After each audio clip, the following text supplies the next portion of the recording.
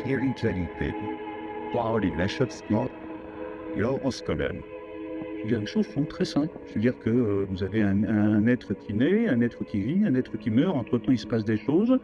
Qu'est-ce que vous en faites? Qu'est-ce que vous faites de cette vie-là? Quel est le sens?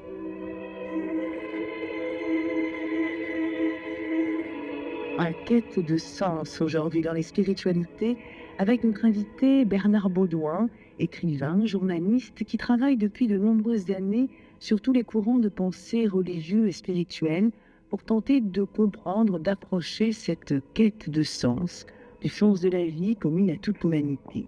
Bernard Baudouin a publié des enquêtes, des ouvrages de référence, à la fois sur le bouddhisme, le zen, la méditation, le judaïsme, l'islam et le soufisme, en cherchant simplement à nous faire partager à la fois l'essence de ces traditions, leurs enseignements et les réponses qu'elles apportent à ceux qui les vivent, qui les expérimentent au quotidien. Qu'est-ce qui vous a intéressé, Bernard Baudouin, dans toutes ces démarches religieuses et spirituelles? C'est quoi le moteur de votre recherche? Comprendre les hommes, transmettre non pas la vérité, mais les multiples voies pour y parvenir? Ce qui m'intéressait, c'était de voir que finalement, quelques points du globe qui se placent, quelle que soit l'époque, ils étaient tous en train de chercher plus ou moins la même chose, en fait. Et oui, ils s'interrogeaient tout au moins sur les mêmes choses. C'est un petit peu ce que j'appelle la quête. Hein. Et donc, à partir de là, il m'a paru intéressant d'essayer de voir, d'essayer de comprendre, pas de porter de jugement, bien évidemment, mais d'essayer de comprendre ce qui avait fait, ce que tous ces hommes cherchaient, en fait, ce qu'ils avaient cherché à toutes les époques, dans toutes les civilisations. Et ce qui m'a amené donc à écrire, à chercher, à écrire, à faire un travail à la fois d'historien et puis de journaliste aussi, parce que ne prenant pas de position particulièrement, parce que j'ai pas de courant spirituel avant, je ne revendique pas de pousser en avant tel courant de spiritualité plutôt que tel autre, en fait. Et alors, qu'est-ce que les hommes cherchent tous à travers le monde, à toutes les époques, quelles que soient les religions? Moi, je pensais que c'était compliqué. En fait, je pense que c'est très simple. Et je pense qu'en fait, ils cherchent le sens. Ils cherchent le sens de leur vie. Ils cherchent pourquoi ils sont là, ce qu'ils ont à faire. Et puis, qu'est-ce que c'est que cette histoire de mort, quoi? Qu'est-ce que c'est que cette histoire de fin qui s'arrête à un moment où souvent ça se passe plutôt bien, ça va bien, on a pris des habitudes, et puis il faut s'en aller. Donc là, il y a la grande interrogation. Et finalement, je me suis rendu compte en travaillant sur tous les grands courants spirituels, aussi bien occidentaux qu'orientaux, et même les plus anciens, en fait, avant même qu'il y ait cette distinction entre l'Orient et l'Occident, qu'en fait, c'est ce questionnement de l'homme par rapport à la mort qui a interpellé les hommes depuis toujours, avec des réponses qui sont multiples et qui ont donné plein de nuances au niveau de la spiritualité.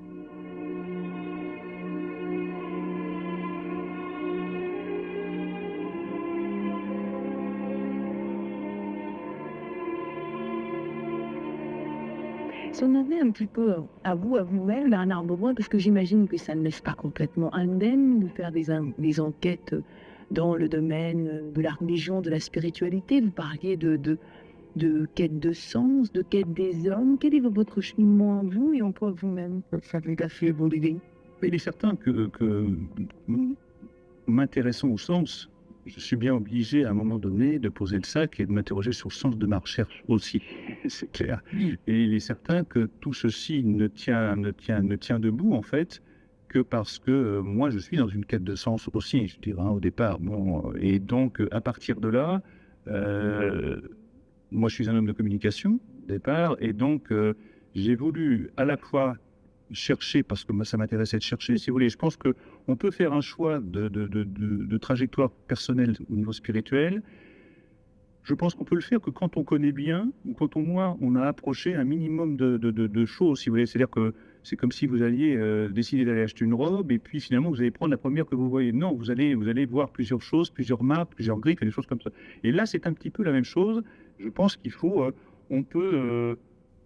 pour affirmer sa foi dans un grand courant, bon, il est intéressant aussi de connaître les autres courants. Et vous-même en chemin. Écoutez, moi en chemin, bien évidemment, alors on dira que je suis un éternel étudiant, peut-être, c'est peut-être ça, mais bon, je crois que effectivement, à mesure que j'enlevais les pelures de l'oignon de l'homme, si vous voulez, dans tous les grands courants, effectivement, moi aussi, je trouvais une raison et je trouvais un sens, et je me nourrissais moi aussi, bien évidemment, des choses que je trouvais à droite ou à gauche, où j'ai jamais été affilié à un courant spécifique, mais c'est vrai que ce que je crois aujourd'hui, ce que je pense aujourd'hui, c'est nourri de toutes ces choses, si vous voulez. Alors c'est peut-être, on pourra dire que c'est un bric-à-brac ou un amalgame un petit peu hétéroclite, mais bon, c'est ma trajectoire. C'est vrai que le sens que certains ont trouvé dans leur quête m'a intéressé et m'a aidé effectivement à peaufiner et à affiner le sens que je donne moi aujourd'hui.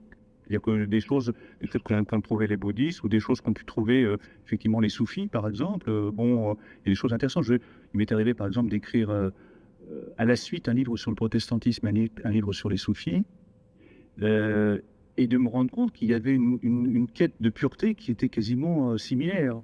Je veux dire, à des époques différentes, à des moments différents, où il y avait vraiment ce désir d'aller à l'essentiel, d'enlever toutes les scories des dogmatiques, de religions constituées, toutes ces choses.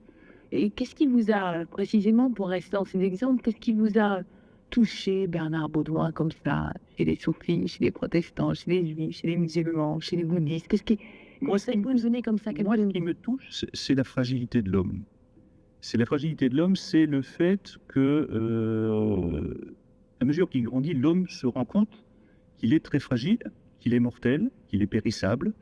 Et ce qui m'intéresse, c'est ce qui n'est pas palpable, c'est ce ce qu'on ne peut pas toucher, si vous voulez. Et le sens, je crois que le sens, il est là. Et le sens, il est pas dans la matière, dans les biens, dans les choses. Et quand on regarde bien, on se rend compte que toutes les choses importantes dans la vie, c'est quoi? C'est l'amour, c'est l'amitié, c'est les regards, c'est des échanges vibratoires. Donc, ça veut dire qu'il y a quelque chose ailleurs. Ça veut dire qu'il y a autre chose. Donc c'est peut-être là qu'est le sens, c'est peut-être là que sont les choses intéressantes, et c'est peut-être là que ce que cherchent les gens.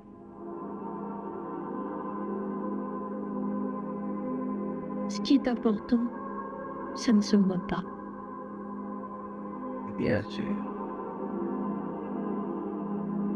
Si je vous suis, la grandeur de l'homme, c'est sa fragilité. L'important et l'essentiel est invisible pour les yeux. Il y a une certaine Supéry, il a déjà dit.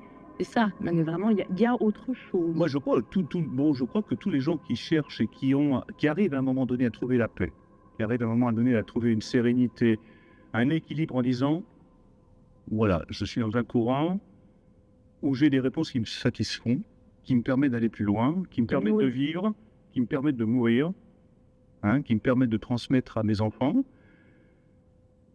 Les gens qui arrivent à ça, bon, ça veut dire qu'ils ont trouvé quelque chose à un moment donné. Mais ce qui est intéressant, c'est de voir que l'état dans lequel ils sont à ce moment-là, c'est le même dans le tantrisme, c'est le même dans le bouddhisme, c'est le même chez les islamistes. Vous voyez ce que je veux dire?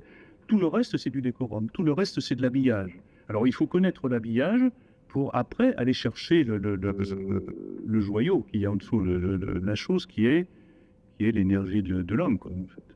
L'énergie de l'homme, le joyau, le trésor, c'est ça que vous avez trouvé quand même. Je ne sais pas. Moi, effectivement, moi, j'ai plus certaines interrogations que je n'ai plus. Je veux dire que bon, il y a des questions de sens que je ne me pose plus. Parce que je pense avoir des réponses. Par exemple, le sens de la vie, je veux dire, le sens de ce qu'on a à faire. Je pense qu'on a une ou deux choses importantes à faire et qu'il faut les faire. Et tant que vous n'êtes pas dans la chose que vous avez à faire, vous êtes mal. Une chose, on a à faire une tâche pour chacun. Oui, je crois qu'il y a le sens de la vie. Et vous remarquerez que tout le monde peut le remarquer en regardant derrière dans sa propre trajectoire. À chaque fois qu'on n'est pas dans les choses qu'on sait faire ou les choses qu'on a à faire ou les choses qu'on sent bien, on est mal. On est peut-être dans le sens, mais on n'est pas sur ses rails. Je veux dire. Et le problème, c'est qu'on est dans une vie moderne, notamment en Occident, où très souvent, le milieu, les gens qui nous entourent, nous emmènent vers des choses, nous ballottent vers des choses qui ne sont pas nous. De cette expression de certains gens de temps qui disent il faut se recentrer. Je veux dire, il faut se. Alors bon, on peut se recentrer en faisant la méditation, mais on peut se recentrer aussi en allant vers des valeurs qui sont des valeurs plus épurées.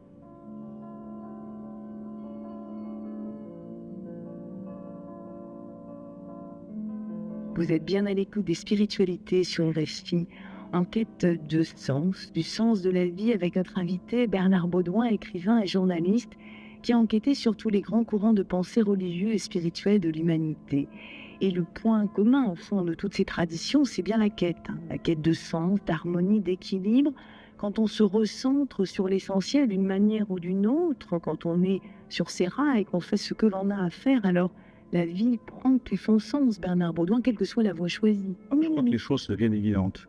Je crois que les choses deviennent évidentes comme quand vous êtes bien dans votre corps, comme quand vous êtes bien dans votre tête, comme quand vous savez à ce que vous avez fait à faire, et vous le faites, vous l'accomplissez, vous vous réalisez dans quelque chose.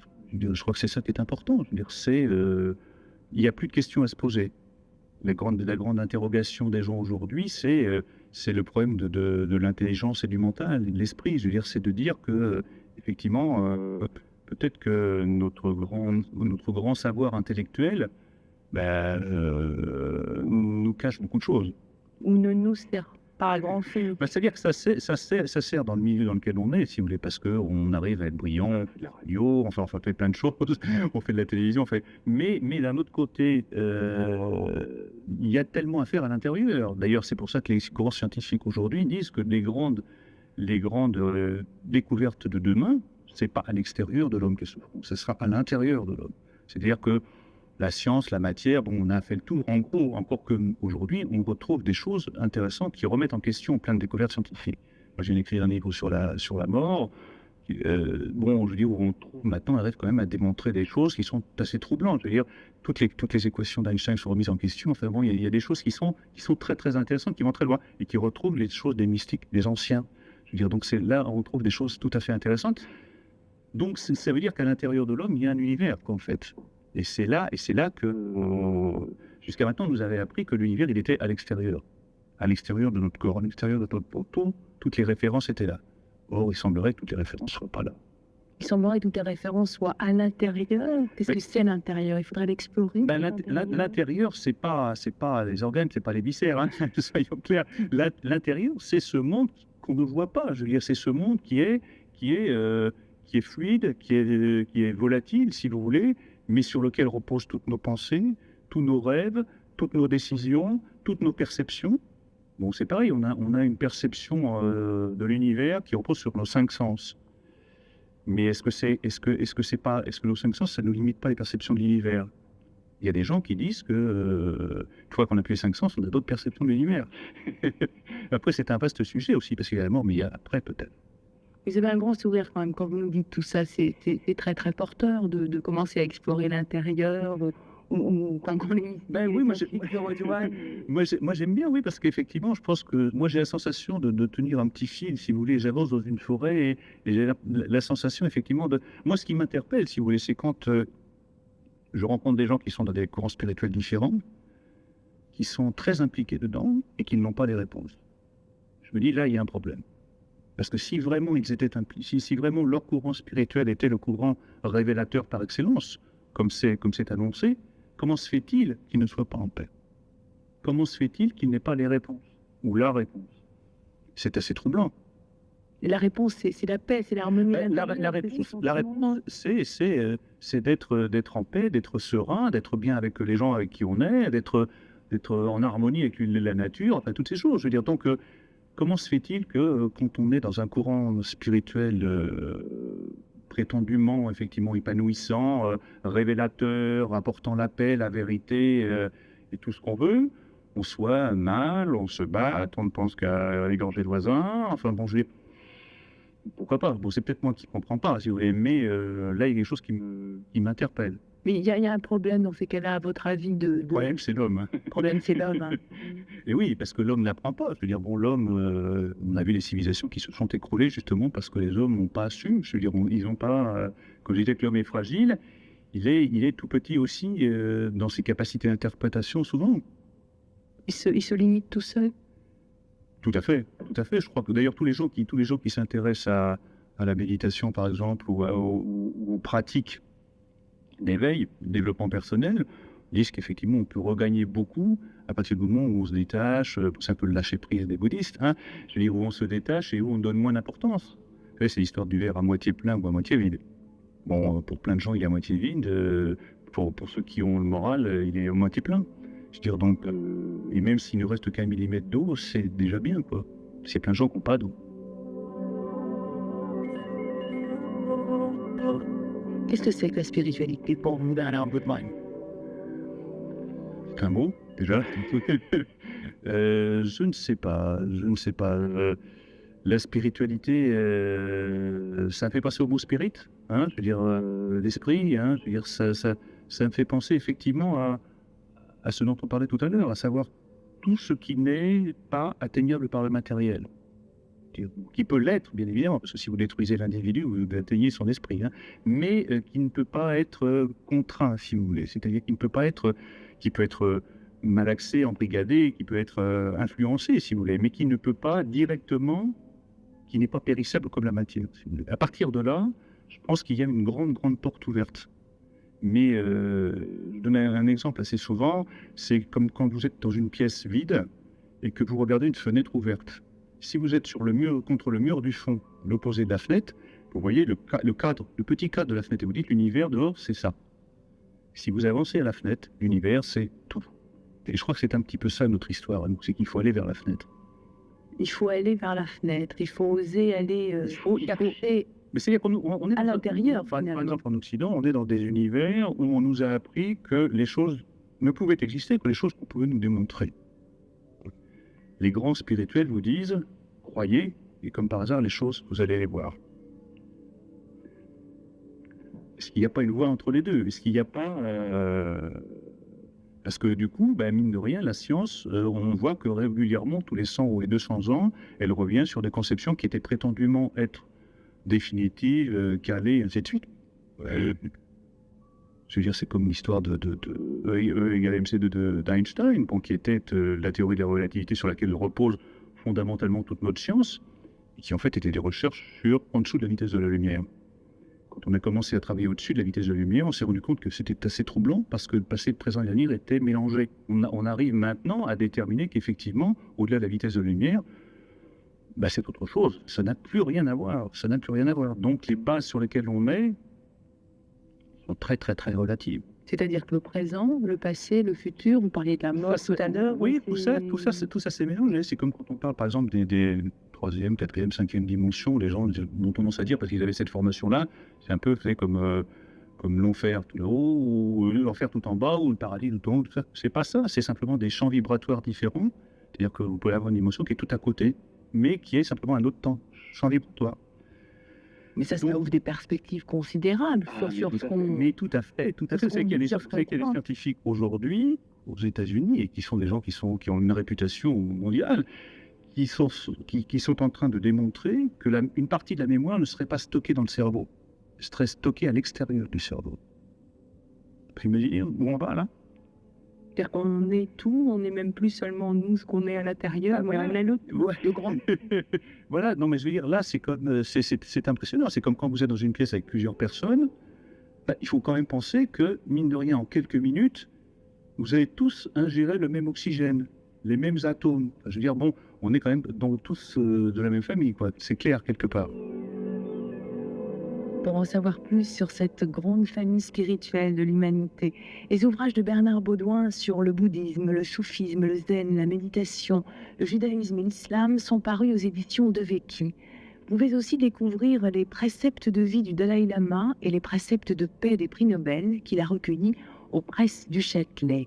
On se quitte dans la voix et la vibration de Nusrat Fateh Ali Khan et on vous donne rendez-vous la semaine prochaine dans les spiritualités sur RFI pour une nouvelle aventure intérieure.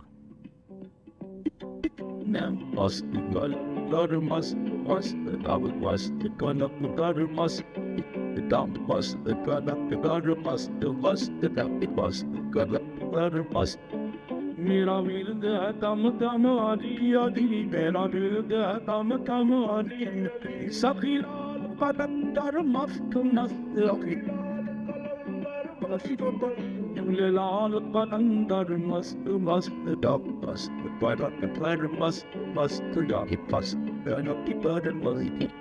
मेरा विरद है तम तम आदि आदि मेरा विरद है तम तम आदि आदि सखी लाल कलंदर मस्त मस्त लाल कलंदर मस्त मस्त डब मस्त